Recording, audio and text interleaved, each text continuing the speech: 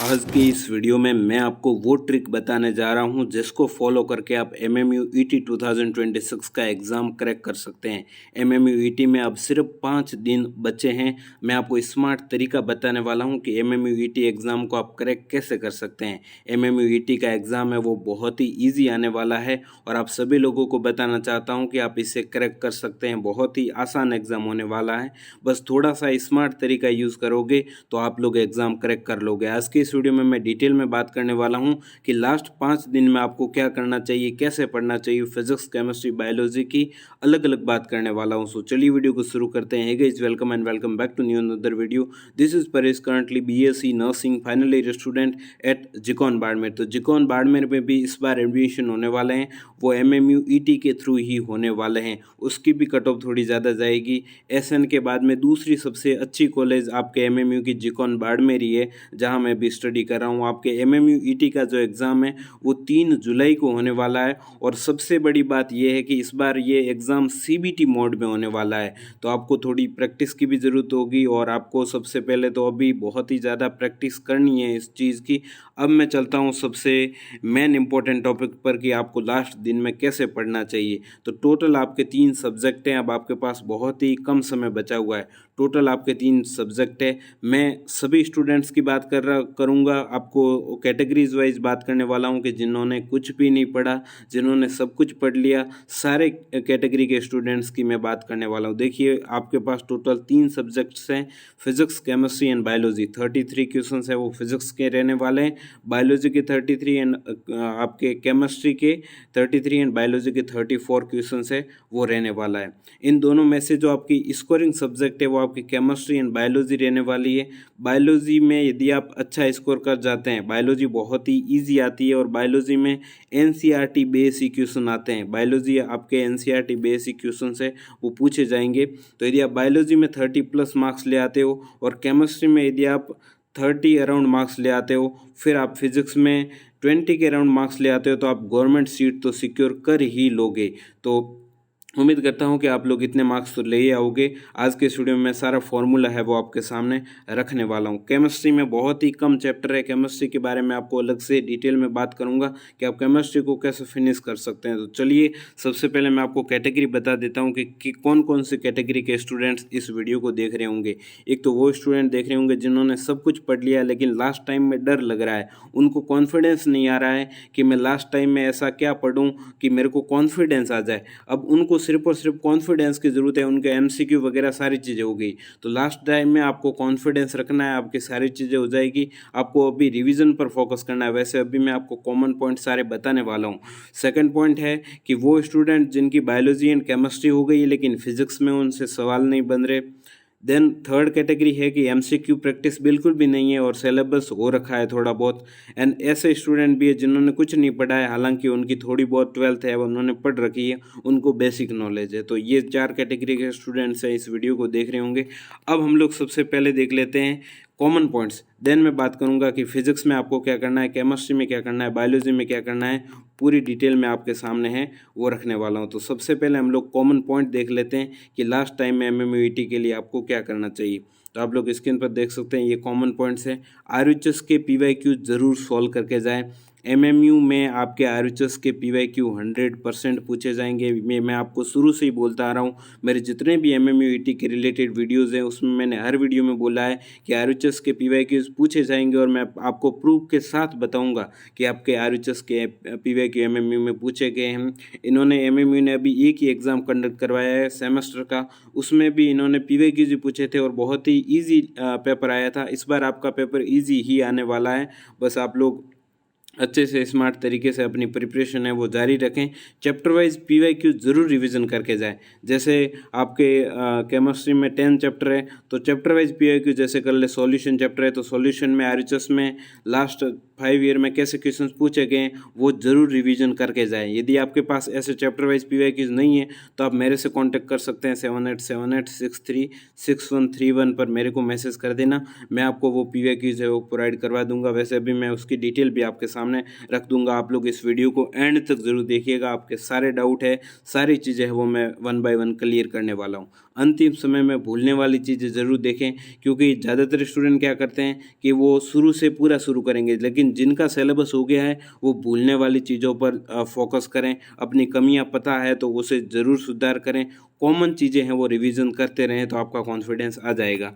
अब हम लोग चलते हैं मेन टॉपिक पर, वो आपका ये है कि फिज़िक्स में क्या स्मार्ट तरीका है। ये सभी विद्यार्थियों के लिए रहने वाला है। फिज़िक्स में आप लोग क्या कर सकते हैं इन लास्ट के 5 डेज़ में। तो फिज़िक्स में MMUET में स्मार्ट तरीका ये है कि पेपर बहुत ही ईजी आता है सबसे पहले तो, और कुछ चुने हुए टॉपिकों से ही अधिकतर सवाल पूछे जाते हैं। मैं बार बार कहता हूँ, RHS का पेपर हो या MMUET का, आपके जो 80% क्वेश्चंस है वो आपके 30 to 40% सिलेबस में ही कवर हो जाएंगे। तो आपको ओनली फॉर 30 to 40% सिलेबस ये भी कर लोगे ना, तो आप 80 मार्क्स तो इजीली ले आओगे और एक गवर्नमेंट सीट सिक्योर कर लोगे। तो आपको उन टॉपिक को पढ़ना है जो आपके जहाँ से ज़्यादातर क्वेश्चंस पूछे जाते हैं। तो स्मार्ट तरीका सबसे पहला तो यही है कि आपको टॉपिक को सिलेक्ट करना है। हमारा पहला स्मार्ट तरीका ये है कि उन टॉपिक्स को सिलेक्ट करना है जहाँ से 80% है वो क्वेश्चंस पूछे जाते हैं और ये फिक्स होता है। मैंने अलग से एक इम्पोर्टेंट टॉपिक्स की PDF भी बना रखी है, जैसे फर्स्ट चैप्टर में कौन से इम्पोर्टेंट टॉपिक्स है, उन इम्पोर्टेंट टॉपिक्स को सबसे पहले तो मैंने समझा दिया और फिर उसके MCQ रख दिए। तो उससे आपका 80% तक सिलेबस कवर हो जाता है और लास्ट टाइम में रिविजन के लिए बेस्ट रहता है। तो आप लोग बाय भी कर सकते हैं 7076363131 पर मैसेज करके। अब फिजिक्स में सवाल कहाँ से पूछे जाते हैं? फिजिक्स में आपके मात्रक और विमेय से 2 सवाल है वो फिक्स है। तो मात्रक और विमाओं की एक PDF है वो भी मेरे पास अवेलेबल है। पूरी फिजिक्स की 12th फिजिक्स ही ओनली पूछी जाती है, तो 12th फिजिक्स की मात्रक, यूनिट एंड डायमेंशन है वो मेरे पास PDF है अवेलेबल है। आप लोग ज़रूर है वो मेरे से कांटेक्ट कर सकते हैं। देन जो डिपेंडेंसी वाले क्वेश्चन है वो भी पूछे जाते हैं ज़्यादातर। आपके विद्युत धारा चैप्टर हो गया, इलेक्ट्रिक जो करंट है वो चैप्टर हो गया, जो आपका इलेक्ट्रिक पोटेंशियल है वहाँ से विद्युत जो निर्भरता वाले क्वेश्चन है, डिपेंडेंसी वाले क्वेश्चन पूछे जाते हैं।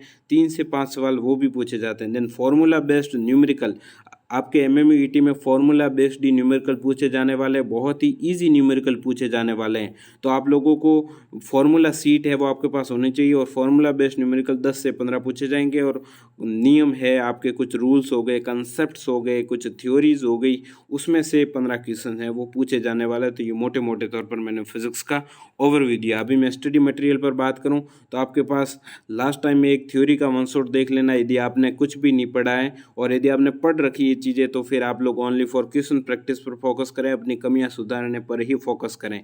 फॉर्मूला सीट बार बार रिवीजन करते रहें। फॉर्मूला सीट आपके पास नहीं है तो आपको मिल जाएगी। इम्पोर्टेंट कंसेप्ट है उसको बार बार रिवीजन करते रहें।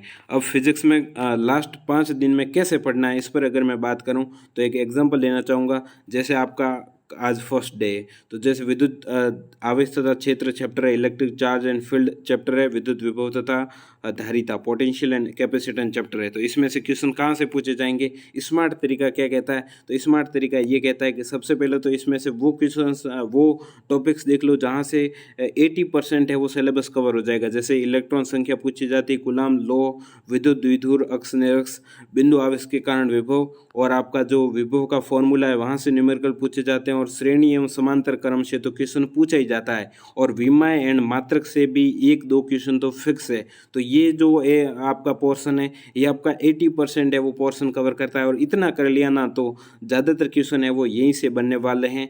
एक क्वेश्चन कोई बाहर चला जाए, बाकी सारे क्वेश्चन है वो यहीं से बनेंगे इन 2 चैप्टर से। तो इन 2 चैप्टर को आप लोग एक दिन में भी फिनिश कर सकते हैं।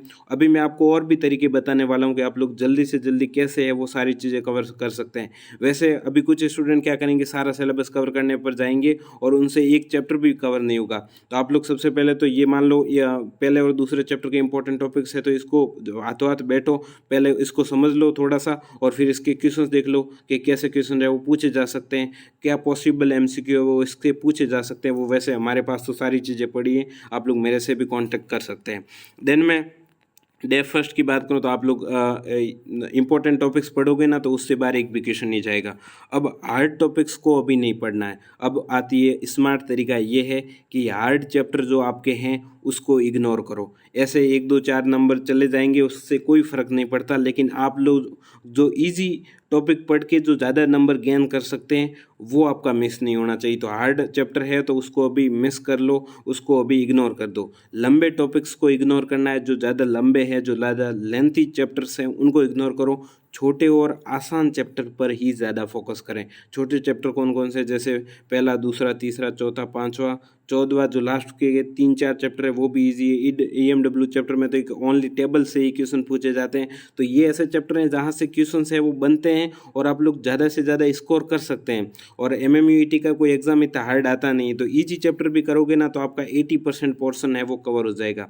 देन मैं बात बताना चाहूँगा कि आसान चैप्टर से कुछ चुनिंदा टॉपिक को अच्छे से पढ़ लें, MCQ प्रैक्टिस करें, तो आप लोग 33 में से 25+ नंबर तो आप लोग ले ही आओगे। और फिजिक्स में आसान सवाल आने वाले हैं तो आप आसानी से कर लोगे, मुझे पूरी उम्मीद है। आप लोग ज़रूर है वो लास्ट में ट्राई करने की कोशिश करिएगा। अब हम लोग चलते हैं केमिस्ट्री पर। तो केमिस्ट्री में लास्ट 5 दिन में क्या करना है और कैसे करना है, अगर मैं इस पर बात करूं तो इसमें भी आप लोगों को स्मार्ट तरीके से पढ़ना है। जैसा मैंने फिजिक्स में बताया, इसमें भी इंपॉर्टेंट टॉपिक्स पर ज़्यादा फोकस करना है। वैसे केमिस्ट्री बहुत ही छोटी है, आप लोग पूरी कर सकते हैं। केमिस्ट्री में मैंने 3 पार्ट बनाए। फिजिकल केमिस्ट्री है आपके पास, ऑर्गेनिक केमिस्ट्री है और इनऑर्गेनिक केमिस्ट्री है। अब सबसे पहले हम लोग बात कर लेते हैं फिजिकल केमिस्ट्री की। तो फिजिकल केमिस्ट्री में बात करूं, जैसे आपके चैप्टर फर्स्ट है विलियन में सबसे ज़्यादा क्वेश्चन है वो एग्जाम्पल से पूछे जाते हैं। हेनरी लॉ, राउल्ट का लॉ, मोलरता और मोलरता। ये आपने यदि टॉपिक कर लिए ना तो आपका सॉल्यूशन चैप्टर फिनिश है। MMUET में इससे बाहर क्वेश्चन नहीं आता है। देन मैं बताना चाहूँगा सेकंड चैप्टर, जैसे आपका इलेक्ट्रोकेमिस्ट्री, विद्युत रसायन है, तो सेल कर लिया आपने, नर्स इक्वेशन कर ली और कुछ बेसिक कंसेप्ट है वो देख लिए ना तो आपका ये थर्ड चैप्टर भी हो जाएगा। बहुत छोटे छोटे चैप्टर है और आप लोग इसे कर लेते हैं, बस स्मार्ट तरीके से आप लोग कर लेते हैं ना तो आप ये कर जाओगे। MMUET में गवर्नमेंट सीट है वो सिक्योर कर लोगे। थर्ड चैप्टर आपका ये है, इसमें भी फिक्स है कि सवाल कहाँ से बनता है। इसमें तो पूरा फिक्स ही होता है कि सवाल यहाँ से ज़रूर बनेगा। First order reaction, zero order reaction और सेकंड ऑर्डर रिएक्शन से है वो सवाल बनेगा ही बनेगा, हर साल बनता है। मात्र कभी पूछ लेते हैं, कभी डिपेंडेंसी से रिलेटेड क्वेश्चन पूछ लेते हैं और न्यूमेरिकल से क्वेश्चन पूछा जाता है, तो इससे तो क्वेश्चन फिक्स ही है। तो फिजिकल केमिस्ट्री तो आपकी हो ही जाएगी, आपको ज़्यादा मेहनत करने की भी जरूरत नहीं पड़ेगी। अब इनऑर्गेनिक केमिस्ट्री की बात करूँ तो आपके लिए एक और बड़ी खुशी की बात है कि इसमें D एंड F लोग एक ही चैप्टर है। देन आपका उप सहसंयोजक यौगिक के कोऑर्डिनेशन कंपाउंड चैप्टर है। अब मैं बताना चाहूँगा कि D एंड F ब्लॉक से कहाँ से क्वेश्चन पूछा जाएगा, तो इलेक्ट्रॉनिक कॉन्फ़िगरेशन, इलेक्ट्रॉनिक विन्यास से क्वेश्चन पूछा जाएगा। ऑक्सीकरण अवस्था से कई बार क्वेश्चन पूछा गया, ऑक्सीडेशन स्टेट से कई बार क्वेश्चन पूछा गया है, तो वो आपको करना है। और कारण और रंगीन उत्प्रेरक, वहीं से कभी कभी क्वेश्चन पूछा जाता है। चुंबकीय गुण, वहाँ से भी क्वेश्चन पूछा जाता है। और लेंथोनॉइड संकुचन, तो ये कुछ इंपॉर्टेंट टॉपिक्स है जहाँ से क्वेश्चन है वो सीधा पूछा जाता है। बहुत ही इजी क्वेश्चन आने वाला, ज़्यादा हार्ड क्वेश्चन है वो यहाँ से आएगा नहीं। देन कोऑर्डिनेशन कंपाउंड की बात करूँ तो यहाँ भी आपके नेम जो आपके नामकरण है वहाँ से क्वेश्चन है वो पूछा जाएगा। नोमेनकल्चर से क्वेश्चन पूछा जाएगा। और जो आपको टेबल दी गई है वो आप लोग कर लोगे ना तो NCERT की टेबल से बाहर क्वेश्चन नहीं आएगा। ये आप लोग लिख के ले लो। लिगेंड से क्वेश्चन, वर्नर थ्योरी कर लो, आइसोमेराइजेशन कर लो, कोऑर्डिनेशन जो नंबर है वहाँ से क्वेश्चन सीधा पूछा जाता है। और NCERT के जो एग्जाम्पल्स है वहाँ से क्वेश्चन पूछ लेते हैं। तो VBT थ्योरी, छोटा से कुछ टॉपिक्स कर लोगे तो आपका ये चैप्टर भी हो जाएगा। देन ऑर्गेनिक केमिस्ट्री में इन सभी में ये कॉमन ट्रिक्स यूज़ करना। रिएक्शन सारी लिख लो एक पेज पे और बार बार रिवीजन करते रहो। रिएजेंट्स को रट लो, रिएक्शन को रट लो और कुछ एक्सेप्शन है उनको रट लो और जो इंपॉर्टेंट फेमस कंसेप्ट है उनको देख लो। आपका ऑर्गेनिक केमिस्ट्री वो हो जाएगा। थोड़ी सी मेहनत करोगे लास्ट टाइम में तो आप एक गवर्नमेंट सीट सिक्योर कर लोगे। बस थोड़ा सा एफर्ट लगाना है आपको। तो ये थोड़ा सा एफर्ट है वो आपकी ज़िंदगी बदल सकता है। आपकी 4 साल की ज़िंदगी अच्छी हो जाएगी यदि आप लास्ट टाइम में अच्छी मेहनत करते हैं। तो देन मैं बायोलॉजी की बात करूँ तो बायो में आपको सारा कंसेप्ट आना ही चाहिए। बायो बहुत इजी सब्जेक्ट है तो इसमें मैं ज़्यादा सजेस्ट करना नहीं चाहूँगा। बार बार रिवीजन करते रहे। NCERT के हाईलाइट्स हैं तो आप लोग इसे बार बार रिवीजन करते रहे। बायोलॉजी में आपका काम हो जाएगा। अब हम लोग कुछ इंपॉर्टेंट टॉपिक्स पर है वो बात कर लेते हैं। एक इम्पॉर्टेंट बात है वो मैं आप सभी लोगों को बताना चाहता हूँ। अब आपके दिमाग में सबसे बड़ा सवाल ये होगा कि लास्ट टाइम में MMUET में मैं पढ़ूं कहाँ से, मेरे पास तो कंटेंट ही नहीं है, मैं इतना कंटेंट कहाँ से ढूंढूंगा। तो आपको ढूंढने की ज़रूरत नहीं है। नर्सिंग फैमिली आपके लिए गारंटी बैच लेकर आया था जो स्पेशली लास्ट टाइम के लिए डिज़ाइन किया गया है, लास्ट टाइम में पढ़ने के लिए ही डिज़ाइन किया गया है। तो फिजिक्स, केमिस्ट्री, बायोलॉजी के सारे शॉर्ट नोट्स आपको यही मिल जाएंगे, सारी PDFs मिल जाएगी। सारे इंपॉर्टेंट टॉपिक्स की एक अलग से मैंने फिजिक्स की PDF भी बना रखी है, उसमें सारे इंपॉर्टेंट टॉपिक्स है और उसके के MCQ है। यदि आप इतना कर लेते हो ना तो आपका सिलेक्शन हो जाएगा। इसमें सारी चीज़ें हैं, चैप्टर वाइज ईजी नोट्स हैं। रिवीजन आपका लास्ट टाइम में अच्छा करना चाहते हो तो आपके लिए बेस्ट स्टडी मटेरियल रहने वाला है। आप लोगों को नंबर दिख रहा होगा, वहाँ से आप लोग मेरे से कॉन्टेक्ट कर सकते हैं। 75 यदि आप नहीं कर सकते 49 कर लो, लेकिन ये कंटेंट बहुत ही अच्छा है और आप लोग ज़रूर है वो इस कंटेंट को परचेज करिएगा और लास्ट टाइम में अपने रिवीजन के लिए यूज़ करिएगा। So guys, thanks for watching. Please do the subscribe button, press the bell icon for the notification. Thank you. आप सभी लोग अच्छे से एग्जाम दीजिएगा और अब मैं कोशिश करूंगा कि आपके लिए और भी है वो MCQ की क्लासेज लेकर आऊँ। बाकी जो फिजिक्स की क्लासेज 2-3 क्लासेज हो गई है, और भी क्लासेज लाने की हम लोग ट्राई कर रहे हैं। सो गाइस, थैंक्स फॉर वॉचिंग। आप लोग इस वीडियो को लाइक ज़रूर करें, चैनल को सब्सक्राइब जरूर करें। Thank you.